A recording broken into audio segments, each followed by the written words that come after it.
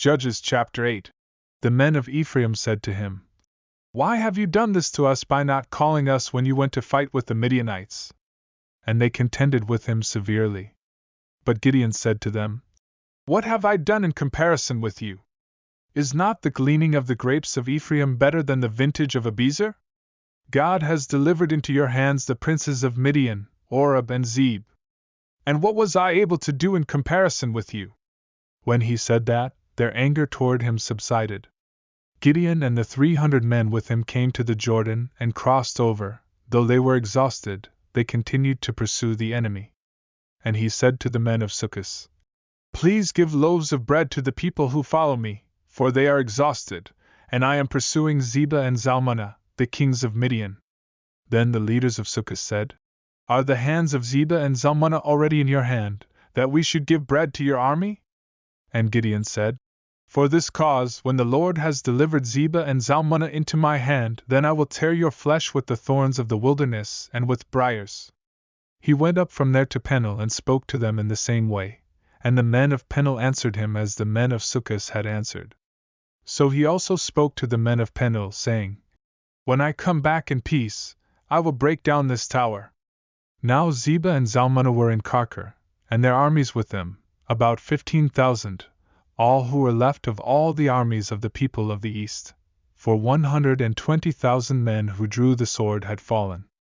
Then Gideon went up by the road of those who dwell in tents on the east of Nobah and Jogbehah, and he attacked the army while the camp felt secure. When Zebah and Zalmunna fled, he pursued them, and he took the 2 kings of Midian, Zebah and Zalmunna, and routed the whole army. Gideon the son of Joash returned from battle before the sun was up. And he caught a young man of the men of Succoth and interrogated him. He wrote down for him the leaders of Succoth and its elders, 77 men.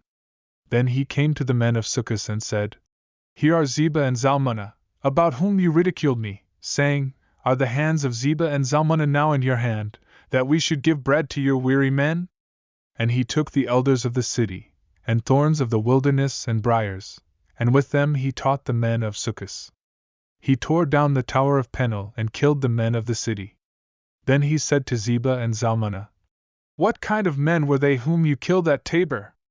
So they answered, "As you are, so were they, each one resembled the son of a king."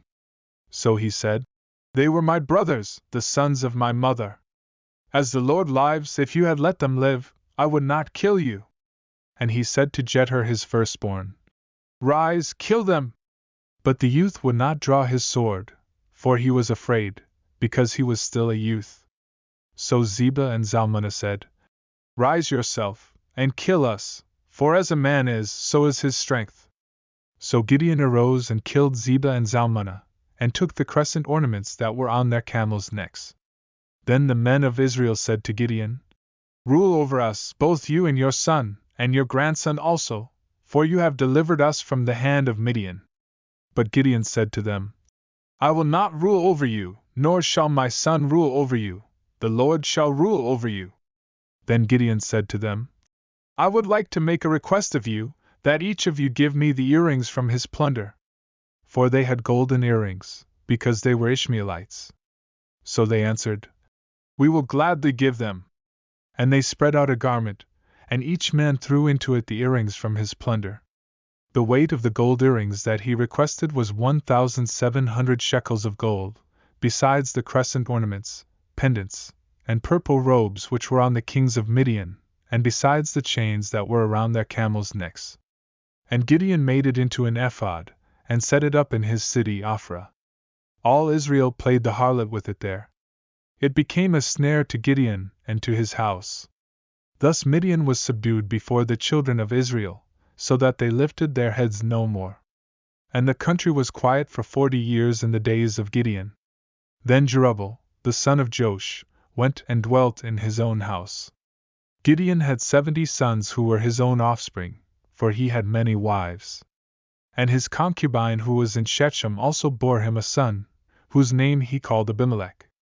Now Gideon the son of Joash died at a good old age, and was buried in the tomb of Joash his father, in Ophrah of the Abiezrites.